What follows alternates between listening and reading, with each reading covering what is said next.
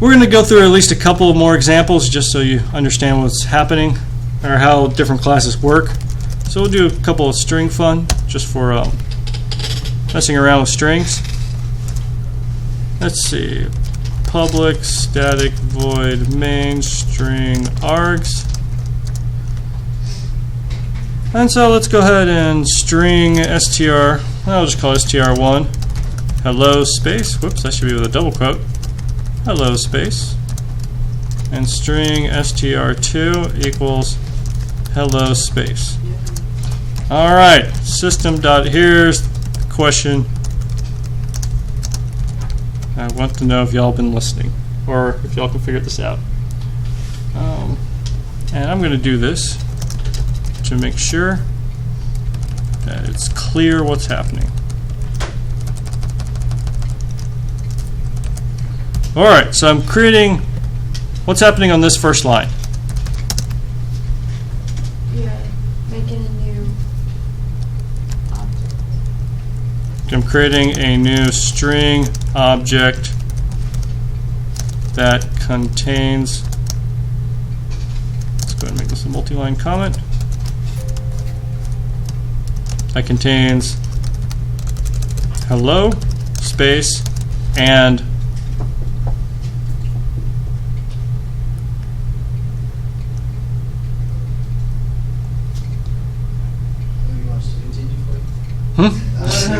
so it creates a new string object that contains just hello space, and then what else is it doing? It's creating a spot for the object in memory. Right, it creates the object, create a new string object, sure, in memory. In memory.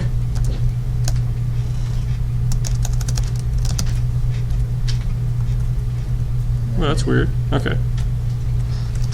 That contains hello and then a variable that's a pointer to that.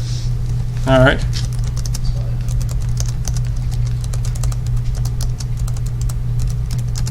Variable str that will point to that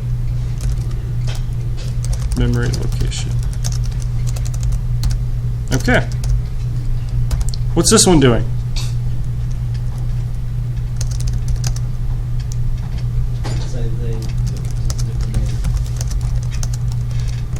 Okay. Here's the question. What is this doing? Printing if They're the same. if what are the same. Ooh. All right. So what do you think that should print out? No. True. So we got it. Yeah. So it's double equal. So it's trying to. It's asking, is string 1 double equal string 2? So would it print out true or false? If I know, should I say? Oh, what would it print out? Well, you would think true, but probably false because they're two different things. Yeah, they're two different. Objects. There are two different objects. So when I run this, I go string run. It's going to print out false because even though the objects contain hello, string 1 and string 2 are pointing to two different locations, so they're two different objects. So it's actually going to say false because they're not pointing to the same object. If you want, so print out if str1 and str2 point to the same object, which is not the case. But if I go system.out.println str1.equals str2, that's going to print out if str1 and str2 contain the same string. That's great. So now if I print this out,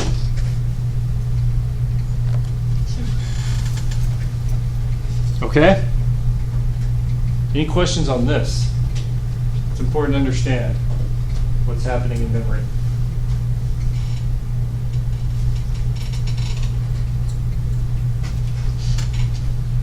Okay. Now, with strings, you can do other things. Hello, say str3 equals, I'll just say world. So I can give system.out.println str1 plus str3. And that's going to do what you probably think it should do. It'll take hello space and concatenate world to it. So when I go ahead and run it, it actually prints out hello world. You could actually name this something if you wanted to.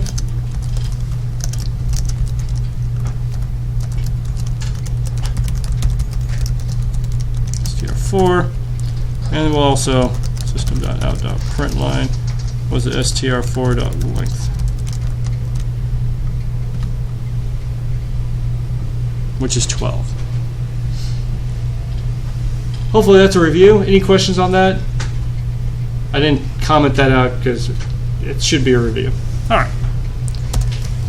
If I do str5 and I just leave it like that and do system.out.println str5. Ooh, that's right, it's Java, so it has to equal null.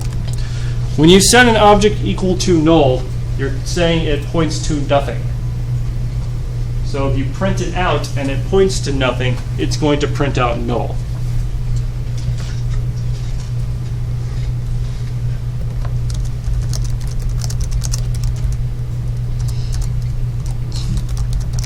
All right, here we go. Print. If I do str5.length, what's going to happen when this?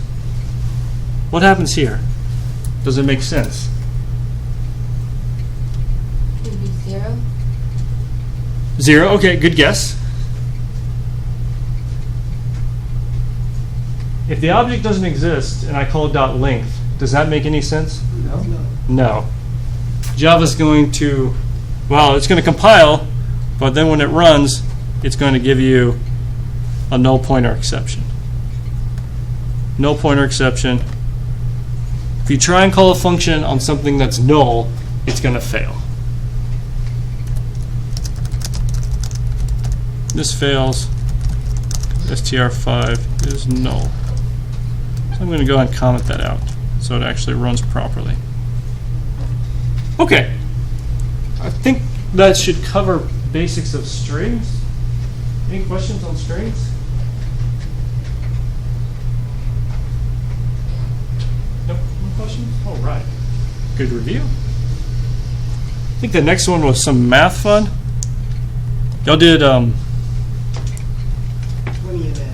plenty of math? Plenty of math. Some math fun. That I remember. Static void main string arg. Whoops, I almost forgot the So derivatives. do the derivatives. Remember that. All right, nice thing about math is it's a bunch of static functions, so you don't have to instantiate a math object. So what did y'all do with math? All sorts of good stuff. All sorts of. Addition, subtraction, multiplication, division. All right, so most of those are built in, but you have math dot. Okay, here we go. Absolute value ABS negative 500. Obviously, if you print the absolute value of negative 500, where we go, run.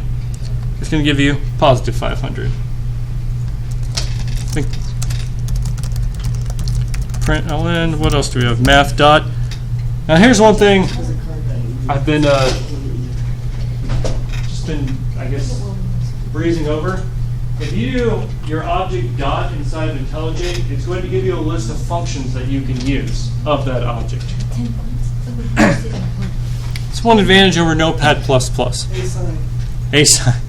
And you can actually scroll up and down through all these functions and figure out in which one you want to use. Hey, look, it's pi. So See, we, in C++, that would have took like 4 lines at least what would? to print out the absolute value of negative 500? Oh.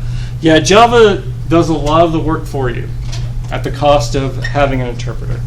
So what would pi be? How far does pi go here? Now let's find out. Okay. It Math.pi. just ruins the whole computer. It just shuts down. If it did that, That makes sense. It's a double, so it's only going to go out so far.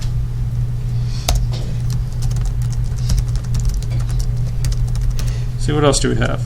Yeah, and you can go scroll up and down all you want. I don't even remember what all these did. Hey, look, square root. Square root of, let's do 17. Oh, it's square root of pi. Whoa! Whoa. You could do that. And that's going to be 4 point, yeah, 1, 2. There you go. I haven't put any comments in here because hopefully it's obvious what these do. Not that one, the one you just... Square root? No, go back down. No, stop, wait. Down. Down. That one. Signum. Do sign. Huh. So we actually know what it You get is. the option here. You can use the double. Well, if you don't know what it does, you just go over to Google. Oh, yeah, good point. Google Math Signum. See what that does. Signum. Oops, I misspelled sig. Signum. Returns the signum function of the argument 0 if, okay, 1 if the argument's... Oh, sign. No, okay, fun. All right. Does it tell us what signum actually Yeah, it is? doesn't, still doesn't know. That little good Thanks, idea. Google. No, I told you. You gotta ding it now. But it tells us what signum is. Signum. Like, whatever. Sign. So, blah, that blah. Good job, sleeping. You didn't like that. Why didn't? Integer's too large. Take off some digits. There we go. So then it should just print out 1. There we go. Still gonna say Google. All right. So math has a lot of capabilities inside of it. Okay, Google. Thank you. Any questions on math? All right. Doing great. Lastly, let's go to random. You'll have to use this at some point. Random fun. Okay. Public, static, void, main, string, args. Random. So it's a random object, which is called ran equals new random. And it's going to turn red because it doesn't actually exist. It's not built in. But if you're inside of IntelliJ and you wanted to automatically include the class that you're trying to use, you put your cursor over the class you want, you hold down Alt and hit Enter, and then you click on Import Class, and boom, it put it there for you. Isn't that nice? Now you can do ran dot, let's see what we got. Oh, InStream. I think we just want next int. So system.out.println. We'll go ahead. Actually, we'll make this a for loop. For int I equals 0, I is less than 10, I plus plus. And also notice it's going to format that for me. We'll just have print 10 random ints. Alright, if I right click on random fun, go to run, it should print out 10 of them. That is 10 random one. 10 random ones, random ints. Definitely random. Well, you run it again. Ooh, oh, so the seed does change. Oh, not that time. Oh, it changed that time. Like that too. So it did change. If you, It's completely random. well, it's probably doing it off the timer, but if you put in a seed, that time -1, 2, and then I run it again, right.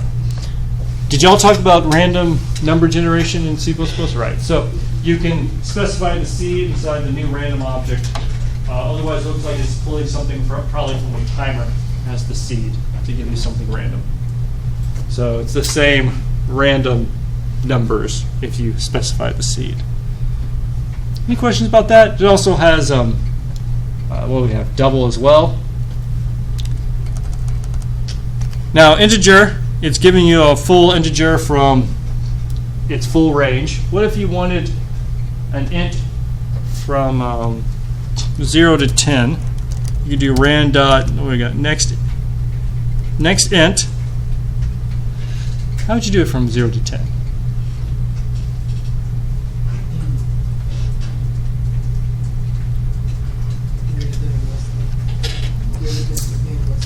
Okay, int. Now what do we call? So what were you saying about the 100? Those are random numbers from 0 to 100? No, this is the seed. So if you recall from number generation, it's usually indexing to a table and then distributes it out. The seed just tells you where you want to start. So it's just where you're starting your random number generation, because the numbers aren't truly random. So those are all over 3 digits? Right. That 100 just tells you where to start in the table. It's just a seed. So we're starting at 100, so to speak, and then it goes to the next number when you ask for the next one. That's why when I run it multiple times, it gives you multiple different answers. I mean, I'm sorry, when I run it multiple times, it gives you the same random 10 numbers, because we're always starting at the index 100, so to speak. But I'm saying now, if you want to have something that's between 0 and 10, Can you separate them by commas? sure. I think that might help me see what you're saying.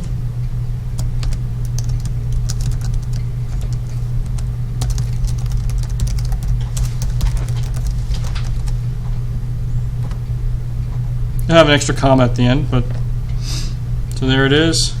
Gotcha. There it is again.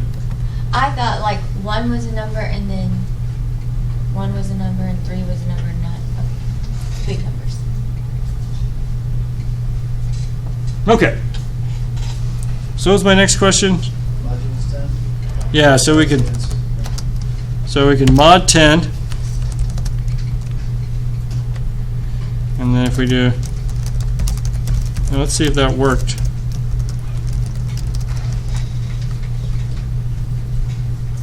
No, -1. You're close. What else needs to happen? All those large numbers, then just -1. Well, I mean, if I did this, let's go. Let's do print 10 random integers from 0 to 9. We'll go and make another for loop.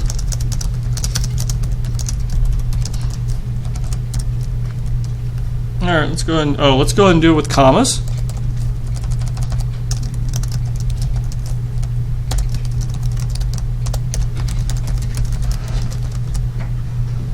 And run that. -1, 4, 2. Well, we're getting some of them are correct, some aren't. What should we be doing to our int before we print it out? There we go. Taking the absolute value. There are different ways to do it. I'm going to show you that you can do it on a different line.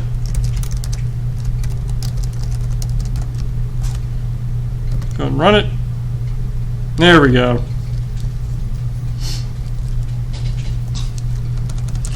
And lastly, what if, I'm just going to copy and paste this code. What if we want to do random integers from 10 to 19? What would we change? Just say, well, okay, from 0 to 9 now, plus 10. Where are we plussing the 10?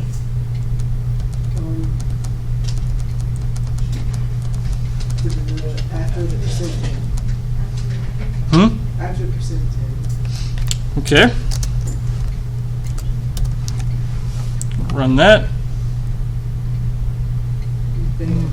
Not quite. Oh, no. Nah. Change it in the loop. That is changing in the loop. You could change in a loop. The better place is right here after you've taken the absolute value. Then go and add the 10 as the offset. Yeah. And then you're going to actually get the So, random numbers you want.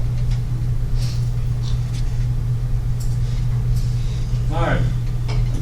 So you're doing the mod in order to make the range, and then you add for the offset if you wanted something between 0 and 9. Okay? Any other questions? Comments? Thoughts? Alright. What else do we have? JUnit. Okay. We have time for JUnit. All right, we'll try and finish this up real quick. So you have to test your code. Hopefully you can see that. You can do ad hoc testing, which is probably what y'all have done. Y'all just wrote a main and wrote some test cases and went from there. All right. You can build a test suite, which is the thorough test that can be run at any time. One example of a test, so that's what you can use JUnit for. And IntelliJ actually makes this pretty easy for you. Let's say we're over here, we're on tree, and let's say I want to create, oh wait, I say it's easy and then I completely forget how it's done.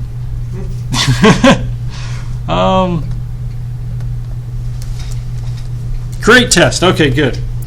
So you put your cursor over the class, go Alt-Enter, create test, and we don't want it groovy, we want it JUnit 4. Go ahead and fix that, good. We want the functions to test. We'll just test height and double. I click OK. We'll add that file to Git, and it automatically creates a test suite for us. And I can actually go right-click tree test, run the test suite. And it says it passes. Well, we haven't really tested anything. But inside of here, I can do assert equals, and I can go, well, we got to create the tree first. Tree equals new tree. I go tree dot, let's see, what am I testing? The height, and I'm looking for it to be equal to, what do we want, 32.4, whoa, that was not what I wanted. 32.4 with a discrepancy of that much. Now if I were to run the test, you can say that I went ahead and passed it there as well. So what am I doing here is I create a separate class to test it with JUnit. I create the tree, and then I assert that the height is actually equal to 32.4.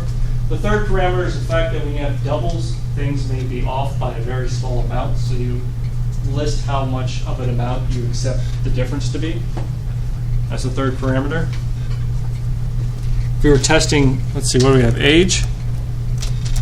If I would go tree equals new tree, and I go assert equals, let's just say we actually wanted the age. Well, first is actually expected. Let's say we want the age to be 56, and we call .age. If we were to run the tree test again, Why isn't that, why don't you do that with height? do what with height? Put it beforehand. You should put it before. I was just typing it incorrectly. So assert equals first the expected and then the actual. So you really do want it to be 32.4 comma tree height. Now I'm going to run it. And this is going to fail because I put in 56, yet our tree is currently putting in 67. So I know, oh, hey, look, I need to go back to 56, save it, run it, and then passes. All right, I went through that super fast. But I wanted to show you what that is. I wanted to ask the least disadvantages. It does require some extra programming. IntelliJ may help you with that. Sometimes people say you don't have the extra work, but I'll tell you right now, the more you test, the faster you will complete your labs. A test suite will actually reduce the number of bugs overall and make the code much more maintainable, refactorable. Refactorable means to change it later. Inside of IntelliJ, as I showed you, see you soon, you can assert with true, false, null, equals, and you just simply do what you expected to do and what's out. The reason I'm showing you this is the autograder is actually using JUnit behind the scenes in order to test your code. And if you want to experiment with how JUnit works, and I do invite you to, again, just do what I showed you. Put your cursor over the class, Alt-Enter, create test, and it'll go and create it from there. Any questions on JUnit? I know I'm out of time, so I kind of breezed through that real quick. Nope. All right. Reading. Go ahead and read Chapter 2 of the Object-Oriented Thought Process, and that'll be all for today. Go ahead and finish your lab 00. Hopefully you're getting something back from the autograder now. What should we get back? Ideally. Ideally, 100. Yeah, if you look at, let's see what my autograder, well, I don't have it up right now. Or maybe I do. Follow the list. There we go. Lab 00. So should we resubmit? Is that how we do it? You may have to resubmit twice. So there we go. So the auto grade is working on mine. If you go into your repository, this is my repository, and you go into your lab directory, you'll have a grade.txt if it's up.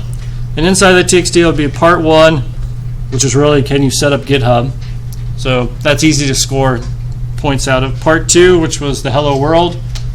It'll again do a test. Okay, I passed, so there's the rest of it. And then part 3, I have a bunch of cannot find symbols, aka I haven't created these functions yet, so I don't get any points for part 2, or part 3 I mean. And then at the very end, well, maybe this isn't working completely, but at the very end it should tell you what your score is. Notice up here after part 2 it says it's a 66 total grade so far, so that's what my grade would be right now. But obviously I need to complete the rest. So if you look at it, you can see that I am using Jade in the background. There's our assert equals and what I'm expecting. Okay. Yes. I was going to take a look at something, whatever you got to say. Okay. Any other questions? All right. You have just under an hour of lab time. Make sure you knock out lab 00, and then we'll continue on Thursday.